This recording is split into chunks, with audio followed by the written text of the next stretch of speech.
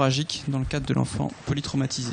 Merci. Merci, bonjour à tous. Je remercie d'abord le comité scientifique de m'avoir invité à parler du choc hémorragique chez l'enfant polytraumatisé. Alors tout d'abord, il faut un peu situer le contexte du choc hémorragique chez l'enfant polytraumatisé. On va parvenir sur la mortalité globale qui est autour à peu près de 22% dans une étude pédiatrique française. Il faut savoir que la majorité des décès dans le cas d'un enfant polytraumatisé est due aux lésions cérébrales. Ça, on le connaît tous, le traumatisme crânien est très important. Mais il faut savoir que finalement, la deuxième cause de décès chez l'enfant polytraumatisé est le choc hémorragique. Et dans une étude récente, là, Nosanoff retrouve quand même 20 à 40% de causes de décès précoces dus à un choc hémorragique. Il y a une notion qui est importante à savoir, c'est que ces décès par choc hémorragique, ils sont parfois évitables. Donc si on arrive à diagnostiquer précocement et à surtout traiter précocement ce choc hémorragique, on arrivera peut-être à baisser ce taux de mortalité.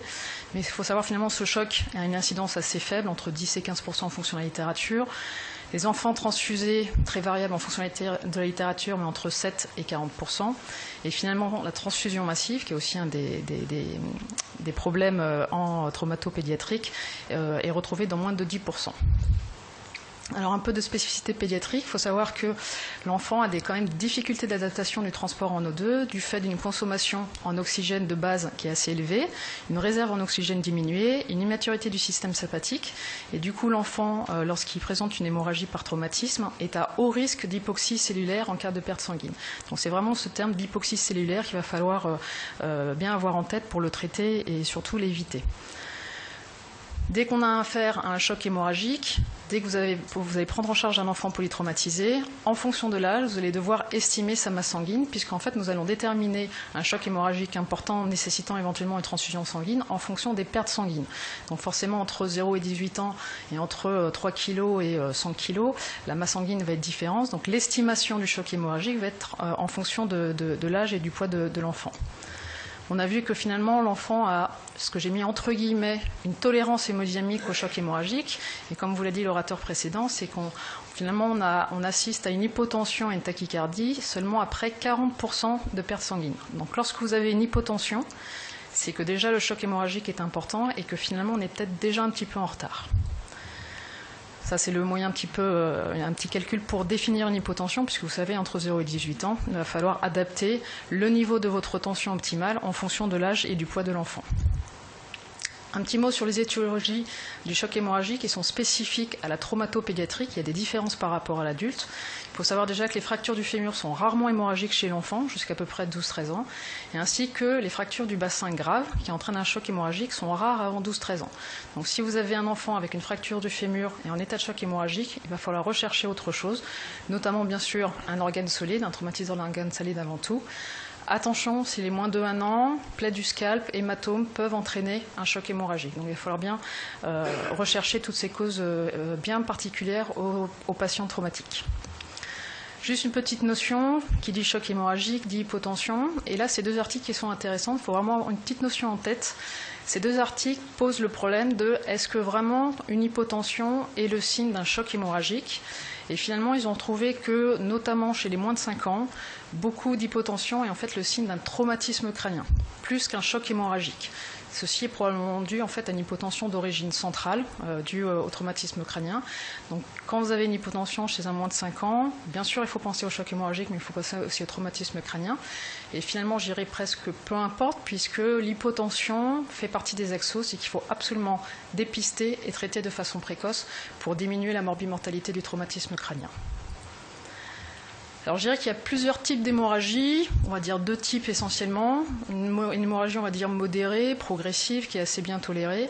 Et puis une hémorragie qui peut être vraiment massive, rapide, qui va entraîner en fait une transfusion massive. Alors attention aux définitions en fonction d'une part de la littérature, en fonction du temps, si c'est rétrospectif ou prospectif dans la littérature. On définit en fait une transfusion massive soit par une perte de plus de 100% du volume total en 24 heures, plus de 50% en 3 heures, 150 ml kHz, plus de 10% par minute, la transfusion de plus de 40 ml par kilo de CGR. Donc attention à la définition de transfusion massive. Mais il va falloir en fait identifier ces patients à risque de transfusion massive et ce dès le préhospitalier.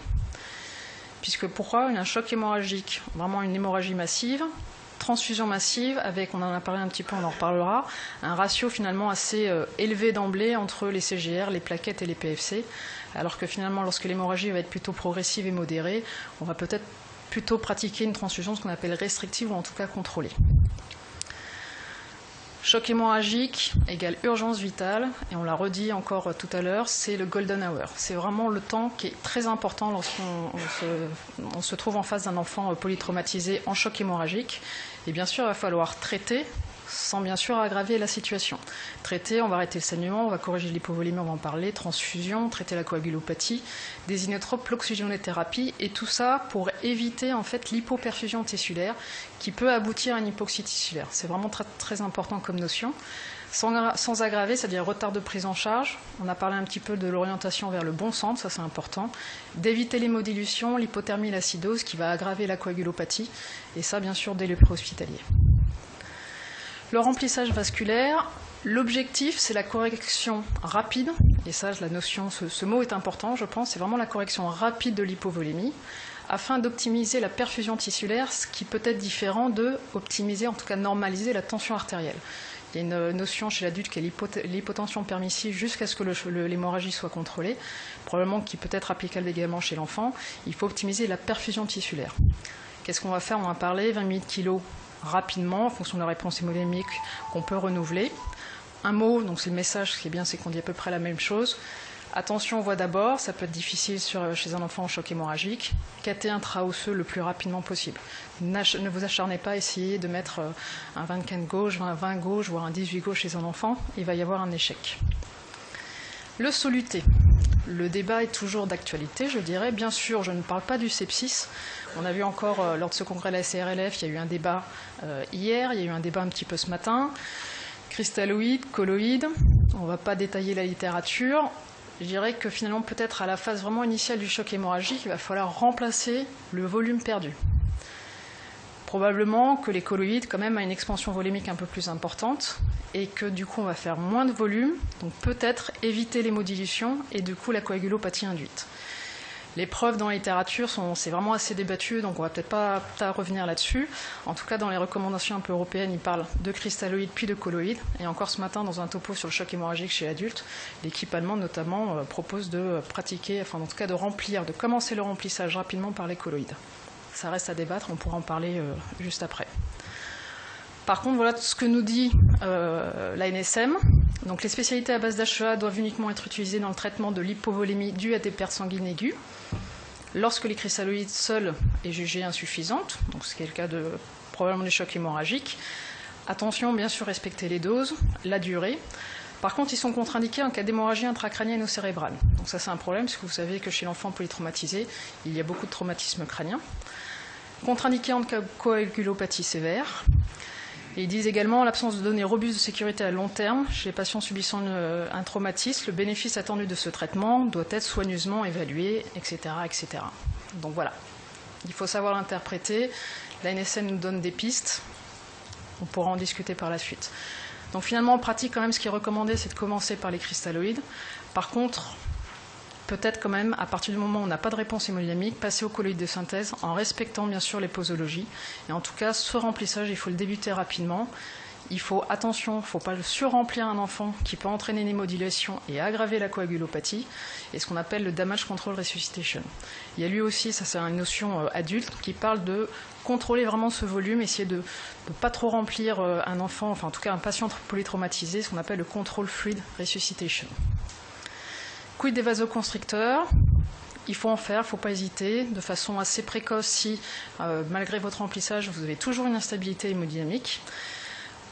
Une petite phrase là, qui est sortie de cette étude expérimentale, ni trop peu, ni trop, c'est-à-dire si vous en mettez trop, vous voyez là, c'est des hautes doses de noradrénaline, finalement, il y a plus de mortalité que dans le groupe contrôle, c'est-à-dire sans noradrénaline, sans remplissage, et par contre, il faut essayer d'avoir la bonne posologie, et ça, donc ces vasoconstricteurs doivent être administrés de façon précoce, mais attention, en association avec le remplissage.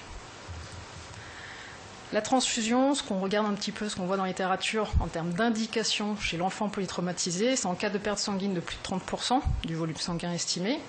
Si l'administration de 50 ml par kilo de remplissage est insuffisante pour rétablir une pression artérielle et la perfusion périphérique, et en cas de choc hémorragique chez les moins de 6 mois.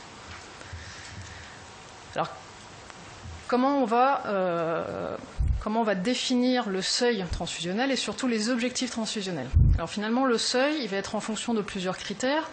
La persistance et la cinétique de l'hémorragie, des signes de souffrance. Pour le seuil, bien sûr, s'il y a un traumatisme crânien, vous savez que l'hémoglobine doit être à plus de 10 grammes par décilitre. S'il y a une pathologie sous-jacente, et puis on voit qu'en fonction du taux d'hémoglobine, sur quel chiffre, est-ce qu'on peut donner un chiffre pour débuter une transfusion? Ça également, c'est un petit peu débattu. Il y a l'étude de Lacroix qui a montré qu'entre une stratégie libérale et une stratégie restrictive, il n'y avait pas de différence en termes de morbimortalité, et il préconisait plutôt une stratégie, on va dire, restrictive, c'est-à-dire à partir de 7 d'hémoglobine, mais ceci, c'était pour des enfants qui étaient stables en réanimation. Donc finalement, en fonction des deux types d'hémorragie, soit l'hémorragie, on va dire, est plutôt contrôlée, tolérée, on va faire une transfusion en fonction du taux d'hémoglobine ou de la tolérance clinique. Par contre, si l'hémorragie est contrôlée, probablement que le seuil d'hémoglobine, le seuil transfusionnel va être élevé. Et ça va être en fonction de la perte sanguine et surtout de la cinétique et savoir si on a contrôlé ou pas l'hémorragie. La coagulopathie, vous savez ce qui était dit historiquement, c'est qu'on avait une coagulopathie après une transfusion massive et après un remplissage assez important. Il y a une notion qui est apparue ces dernières années dans le cadre du polytraumatisé, c'est qu'en fait le traumatisme lui-même va induire toute une activation des facteurs de coagulation. Il va induire lui-même une coagulopathie, donc c'est ce qu'on appelle la coagulopathie induite, et cette coagulopathie va être précoce, et ce dès le préhospitalier, sans rapport avec le remplissage. Donc on va voir certains objectifs, bien sûr, en fonction du traumatisme crânien associé. Et là, à gauche, vous avez la posologie, des plaquettes, des PFC, du fibrinogène. Donc cette coagulopathie, il va falloir la traiter, bien sûr, la dépister, et ce qu'on appelle ce terme, l'hémostatic resuscitation, qui fait partie du contrôle du choc hémorragique chez l'enfant polytraumatisé. Les super cours qu'on adore tous, qu'on ne comprend rien lorsqu'on voit un petit peu ces différents cercles. Il faut juste, pour vous expliquer la physiopathologie, il y a un traumatisme, il y a une lésion tissulaire. On va avoir une coagulopathie induite par le traumatisme. Du fait de l'hémorragie, on va remplir, on va transfuser. Ça va entraîner une acideuse, une dilution, une hypothermie, avec ce que j'ai appelé une coagulopathie iatrogène. Vous voyez, il y a bien ces deux termes, coagulopathie induite par le traumatisme et induite par notre traitement. Et c'est là où on va essayer aussi d'agir. Quand on parlait de remplissage, attention, ne pas trop remplir pour éviter l'hémodilution et pour éviter cette coagulopathie. Pourquoi il faut traiter cette coagulopathie et surtout la dépister? Parce que plusieurs études ont montré que la coagulopathie était un facteur de risque de morbimortalité, qu'en cas de coagulopathie de choc, le risque de mortalité était beaucoup plus important, que cette coagulopathie induite par le traumatisme était également présente en pédiatrie, pas que chez l'adulte, et donc il va falloir la traiter et la détecter de façon assez précoce. Alors, quid du ratio? Vous avez toujours tous entendu parler de ces fameux ratios qu'on était en train d'augmenter chez l'adulte. Est-ce qu'il va falloir faire du 1 pour 1 pour 1 en termes de CGR, PFC et plaquettes? Et donc la littérature nous dit adulte, hémorragie massive, on augmente le ratio. Une hémorragie entre guillemets lente, plutôt baisser ce ratio. Parce qu'il faut savoir qu'en cas d'hémorragie lente, c'est-à-dire qui ne nécessite pas une transfusion massive, et qu'on transfuse de façon massive, surtout avec des PFC, on va aggraver le pronostic et donc il va y avoir une augmentation de la morbimortalité. Et les recommandations de la SAS en termes de plaquettes, qu'il faut transfuser les plaquettes de façon assez précoce dès le deuxième pack CGR-PFC. Transfusion progressive, on va dire que c'est en fonction de la biologie. Donc comme le propose Herbert, c'est-à-dire qu'on va avoir une anamnèse, une cinétique de l'hémorragie, en fonction de l'état hémodynamique, on va faire les CGR, puis les PFC, les plaquettes et les fibrinogènes. Et tout ça, on va dire en fonction de la biologie. Par contre, en termes de transfusion massive, ça va être difficile d'atteindre la biologie, puisque vous savez que pour avoir les résultats biologiques, il nous faut 45 minutes, 1 heure de temps en temps, donc attention. Donc là, il y a maintenant la littérature pédiatrique qui apparaît en ce moment et qui propose des protocoles de transfusion massive dans le cadre des enfants polytraumatisés. Donc il y a plusieurs protocoles qui sont proposés en fonction du poids de l'enfant, bien sûr avec des ratios CGR, PFC plaquettes qui est assez élevé, donc ça c'est juste une proposition.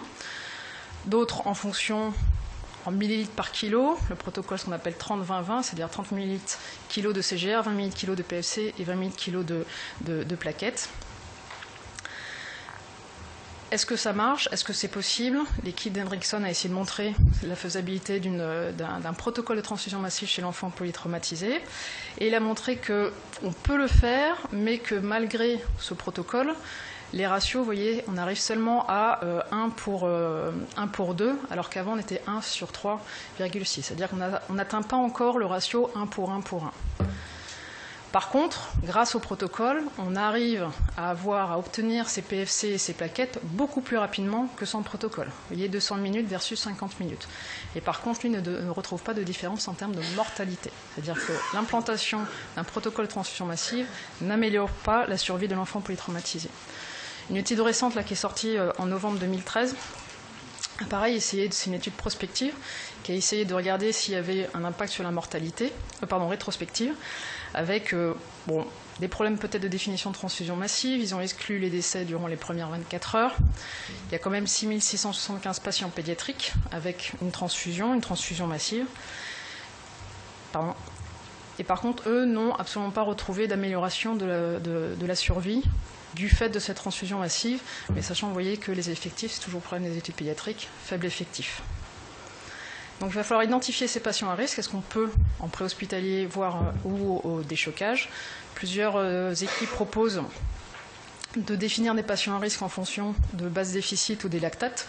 Des bases déficit supérieures à -8 ou à -5 ou des lactates à plus de 2,9 sont des patients à risque de mortalité, mais également de transfusion. Dès le préhospitalier, en fonction du mécanisme, de la clinique, c'est-à-dire de la tolérance hémodynamique, de l'ISS, un ISS élevé est un facteur pronostic prédictif de transfusion. Et l'équipe de Borgman propose le score BIG, vous voyez, qui se base sur le base déficit et sur linéaire. Donc on parle de coagulopathie et de perfusion tissulaire. Est-ce que ces scores vont nous permettre d'identifier ces patients à risque? Pour l'instant, il n'y a pas de données dans la littérature qui prouvent cette notion. Traitement chirurgical, traitement important du choc hémorragique chez l'enfant polytraumatisé, mais finalement, les enfants, on les opère assez peu, comme le montrent différentes études, à peu près 20% de chirurgie. Bien sûr, les traumatismes spléniques et hépatiques représentent la grande majorité des traumatismes abdominaux. Donc il va falloir avoir des attitudes par rapport à ces traumatismes.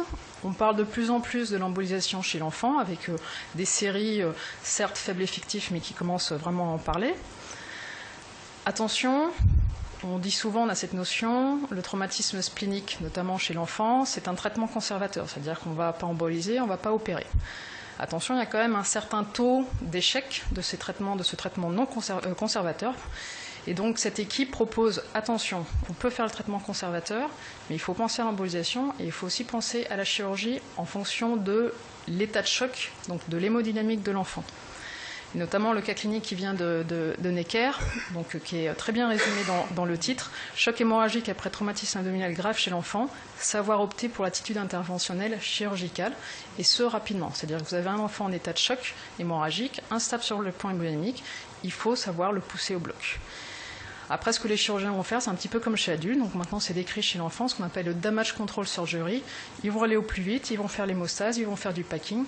Et ensuite, à nous de jouer à nouveau, c'est-à-dire qu'on va traiter la coagulopathie, l'hypothermie, l'hypocalcémie. Et on va peut-être refaire un second loop par la suite. Thérapeutique particulière, la cinetramexamide, vous l'avez tous entendu parler de l'étude CRASH 2. Donc maintenant, chez l'adulte, c'est recommandé de faire de l'hexacil en préhospitalier, dans les 3 heures qui suivent le traumatisme. Le problème de la pédiatrie, c'est que nous n'avons aucune donnée dans le cadre du polytraumatisé.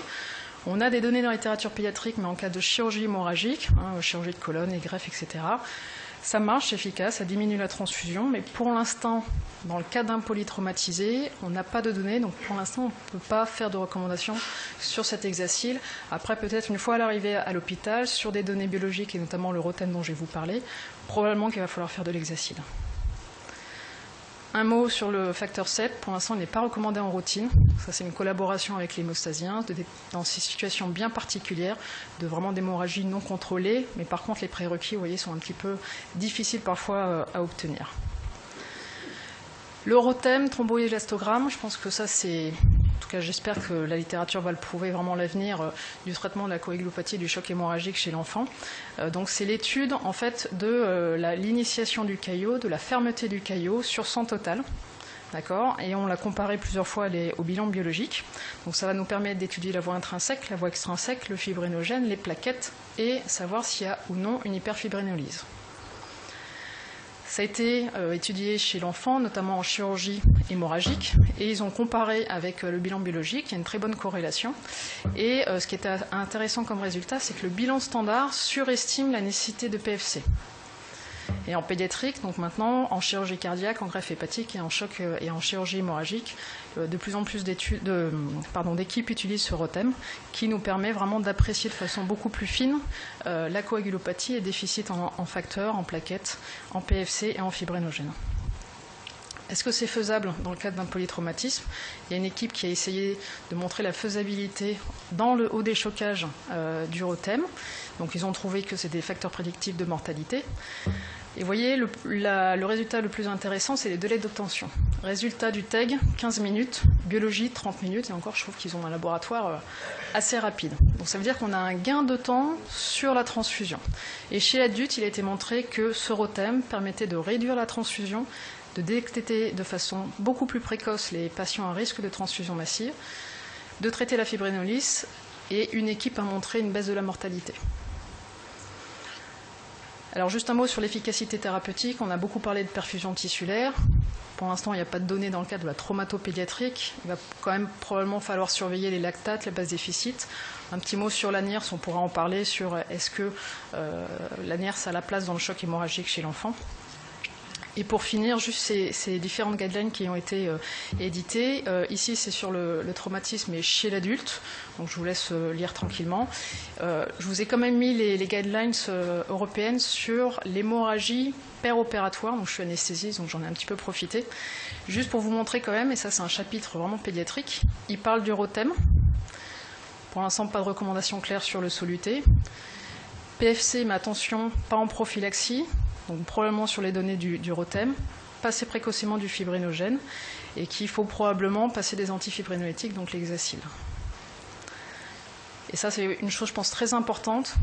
Dans chaque hôpital, il faut absolument écrire des protocoles, diffuser des protocoles, et faire adhérer chaque équipe à ces protocoles.